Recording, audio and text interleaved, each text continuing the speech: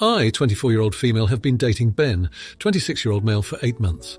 For context, Ben and I are from different income brackets, and Ben has expressed that he sometimes feels a little bit weird about this because he is a gentleman at heart, but he says it's hard to treat me since I'm not really impressed by his gestures. I've said many times that I'm not concerned about these kind of things either way, but it comes up periodically. Last night, Ben and I went to dinner with 6 of my friends. There were 3 men in total and 5 women. At the end of the dinner, the 2 guys, Max and Harry, said they would get the bill, as the guys usually do when we're out. Ben quietly said to me that he wasn't really comfortable with the guys paying for his dinner, so I said I'd chip in with the bill. Ben said thank you, but could he chip in, and then I could pay him back afterwards because he didn't want them to know I was paying. This struck me as totally absurd because firstly, it's an unnecessary step. Secondly, even split the cost was something I wasn't sure he would realistically be able to cover. And thirdly, I felt like he was trying to enter a pissing contest with my friend, which was just childish. I said no, I would just pay, and then turned to everyone and said I'd chip in a third of the bill. No one batted an eyelid, but Ben was sulking. He's now mad at me, saying I emasculated him and made him look bad in front of my friends. I think he's over-dramatising it because my friends couldn't care less, and he needs to get over himself. Am I in the wrong for not letting him save face? Now for a few comments before the update. Comment 1. After reading some of your comments, you are 100% the idiot. You invited Ben. They were your friends who clearly have money. You went to a restaurant you knew he couldn't afford. At the end of the night, a situation arose where Ben felt like he had to pay, or at least be seen to pay, because of how your friends pay for the girls. Ben most likely didn't want to look bad to your friends. He probably wants your friends to like him / respect him, and got put in a position he wanted to save face, not look broke. Rather than supporting him, you intentionally went, no idiots here, I'll pay, and didn't give a damn how it made Ben look or feel. I wanted to be on your side until I read that Ben was invited somewhere by you, that he couldn't afford, and with your friends. He is the outsider. He wants to be accepted. You knew that the guys often pay for the girls before the meal, and this could be a likely expectation. Don't be surprised if Ben refuses to do anything with your friends again. He probably felt set up to a degree. 100%. You're the idiot. I'm going to stick an edit on here for all the nonsense comments that Ben should just own it, is childish, etc. OP has stated she benefits from this gender dynamic and that men pay for most her meals and everything at clubs. She's happy with that. She's not, though, when Ben wanted to try and fit in with that standard and refused to help him this time and then raise her concerns at home. How would you all react if he had called them out about paying for the girls as a dated misogynistic act that they need to get dropped since it's the 21st century? You'd all have called him rude to her friends, disrespectful to OP, and told her to dump him. This is despite what he did being along the lines or so many suggestions and criticisms Ben received. The issue you all seem to have is Ben tried to fit in with her friends he was newly meeting and asked her to help. No, we do not support our partners. Everything is black and white, and the poor little pauper boy must get over how he feels. He has a fragile ego and must accept he is not our equal. That is OP's view on it. Imagine a guy had done that to a girl. You'd all be up in arms, but Ben has to just get over his childish ego. A lot of ridiculousness secure people in the comments. Comment 2. No idiots here. You're not an a-hole, but I also think you missed Ben's point a little bit. Blah, blah, blah, modern society, but in this particular context, as you stated, it was common for the men to pay for the women. Now Ben has been added into the situation, and the writing is very clearly on the wall that he is supposed to step up and pay for part of it as one of the men in the group.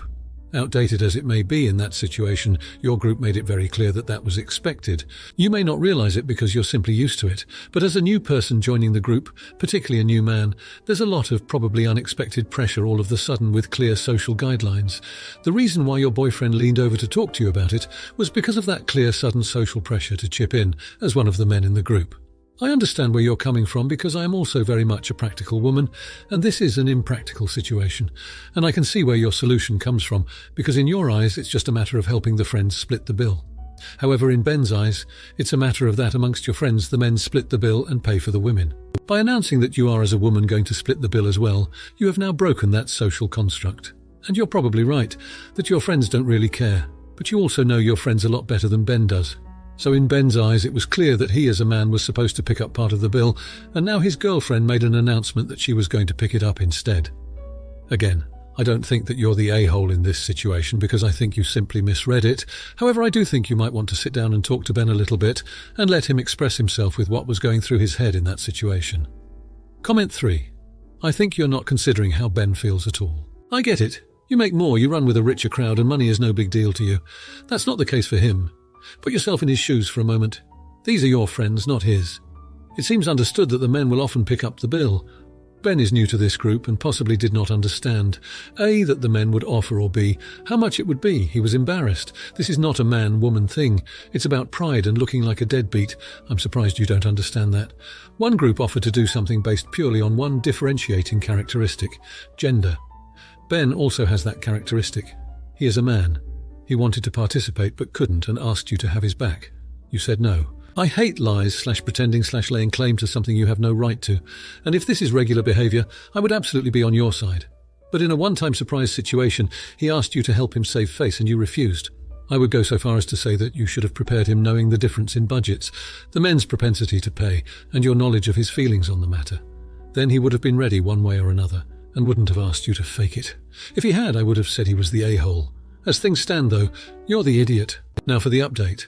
After much reflection and many heartfelt conversations, Ben and I have reached a new understanding about our relationship and how we navigate our differences, particularly when it comes to finances. Ben acknowledged that his pride had been hurt that night at the dinner, but he also recognized that his reaction was rooted in his insecurities about our income disparity. He opened up about how societal pressures to be a provider were weighing on him and that he was projecting these onto our relationship. From my side, I realized that while I want to be supportive, I also had to be true to my values, which meant not partaking in pretenses that make anyone uncomfortable. I reassured Ben that his worth to me and to our friends isn't tied to his financial contributions. We decided to set some ground rules and expectations for future outings. We agreed that sometimes I would cover us both and other times we would go Dutch or he would treat. The key was open communication and mutual respect for each other's feelings and financial comfort zones. And here's the heartwarming bit. Last week we went out with the same group of friends for a casual dinner. When the bill came, Ben confidently said, "We've got this," and we split it right down the middle. Our friends cheered, joking about how we're the ultimate modern power couple. I caught a glimpse of Ben's face, and he was beaming with genuine happiness, not pride. The biggest breakthrough came when we had a quiet moment after our friends had left. Ben took my hands in his and thanked me for helping him work through his insecurities. He said that my confidence in him had given him a new perspective on what it meant to be the man in the relationship. It wasn't about money or impressions, it was about being a partner. I felt my eyes well up with tears because I saw just how much he had grown. In that moment, we weren't just a couple with different paychecks. We were a team ready to take on the world together, with love as our greatest asset. Now for the comments. Comment 1. Not the idiot. It's commendable that both parties in this scenario were able to address the issue of financial disparity with maturity and understanding. Ben's initial reaction, stemming from societal pressures and perhaps internalized notions of self-worth tied to income, is not uncommon. However, the way that both of you worked through these insecurities is a testament to the strength of your relationship. Setting ground rules and establishing open communication is essential in any partnership, and it appears that you both are committed to these principles. Ben's ability to express gratitude and acknowledge the importance of partnership over financial status shows personal growth and a deepened connection between you two. The key takeaway here is that money should not define a relationship, and mutual respect and support are far more valuable. Comment 2. Not the idiot. The issue you've highlighted goes beyond the typical financial disagreement. It touches on the deeper aspects of vulnerability and partnership in a relationship. Ben's willingness to be open about his insecurities is a brave step that many might find difficult to take. The fact that you both chose to navigate this sensitive topic without resorting to blame or resentment is a positive reflection on your relationship. Moreover, the decision to set boundaries that respect each other's financial comfort zones shows that you are both considerate and equitable partners. This approach not only resolves the immediate issue, but sets a healthy precedent for how to handle potential conflicts in the future. It's important that in a partnership, both parties feel valued and heard, regardless of who earns more or less. Comment 3. Not the idiot. This story illustrates a mature resolution to a conflict that could have easily escalated. By focusing on values and not pretenses, you both prioritized the emotional health of your relationship over societal expectations. Financial disagreements are often a source of tension in relationships, but the two of you approach this with a level of introspection and mutual support that is admirable. Ben's gesture of confidence during the dinner with friends and his subsequent acknowledgement of your support is a sign of a healthy dynamic where both partners feel secure enough to be themselves. This experience likely brought you closer and reinforced the idea that in a genuine partnership, the emotional bond and understanding between individuals outweigh material concerns. It's a powerful reminder that the true measure of a relationship is not found in bank accounts, but in the shared commitment to grow and support each other. Now for the next story. My son is in college, 19 years old. I'm going to be blunt. He was a nightmare to try to teach things to. I would sit him down and show him how to do his laundry, for example. He would leave halfway through and then mess up when doing it himself. I would show him again and he would still mess it up. He broke the vacuum since he refused to pick up the large stuff. It was for everything, and I believe it was to get out of chores. We once got in a huge argument since I made him clean up the whole kitchen after he spilled the garbage all over the floor. It didn't rip because he didn't tie the top. I got a call today about how I didn't teach him to balance a checkbook. I tried. He has ended up overspending on his credit card, and now he's going to have credit card debt. He asked for the money to pay it off, since it's apparently my fault he messed up. I told him no. This started an argument, and I told him it's not my fault he messed up and he can't blame me. He called me a jerk and called his grandparents, and they are on my case now. Now, for a few comments before the update. Comment 1. You did try. He wasn't interested in learning at the time. It seems as many teenagers don't love parents trying to teach them things. They don't want to be told. They think they can just figure it out. Well, you definitely don't need to pay off his credit card debt. Luckily, there is this thing called the internet, where he can look up how to do most anything, including learning about budgeting and balancing a checkbook. Your grandparents should not be involved in this at all. Comment 2. In this instance, you are not the idiot, but this sounds like years of dysfunction, and did you ever try to find out if there were underlying causes? Possible reasons for his frustration and struggle to learn things? Ultimately, how a 19-year-old acts and spends their money is not your fault, but this also sounds like only the tip of a massive iceberg of issues. Comment 3. Not the idiot. Tell grandparents they can pay off the credit card if they are so concerned. Just make sure you don't. He's 19 and it's time for him to grow up. If you bail him out, he'll never change. And then in a few months, you'll have to bail him out again, and again, etc. Now, for the update. Well, it's been a whirlwind 2 weeks since my last post about my son's credit card debacle. After our argument, things escalated quickly when he decided to reach out to his uncle, my brother, who's always been the cool relative. My son spun the story, painting himself as this neglected kid who was never taught life skills. My brother, without consulting with me first, took it upon himself to give my son a crash course in adulting, which included a full weekend of learning to budget, do laundry, and even cook basic meals. The following Monday, my son, feeling emboldened by this newfound attention, decided to host a small dinner party for his dorm mates to showcase his cooking skills. Unfortunately, he miscalculated the cost of ingredients and ended up doubling his credit card debt. The dinner was a disaster. He used salt instead of sugar in the dessert, and one of the main dishes got burned. It was a mess, both literally and figuratively. A couple of days later, at my wit's end, I sat down with him to have a serious heart-to-heart. We reviewed his credit card statement line by line, and it became painfully clear to him how quickly small purchases add up. The gravity of the situation finally seemed to sink in. But then came the kicker. One of his dorm mates, who attended the ill-fated dinner party, posted about it online, and it went viral in their college community. The embarrassment hit my son hard. The silver lining, though, was that it somehow sparked a sense of responsibility in him. He reached out to the credit card company himself to explain his situation and managed to get on a repayment plan. Just when I thought things were settling down, my parents, his grandparents, called an impromptu family meeting. They had somehow gotten wind of the entire saga and were concerned about the family's reputation.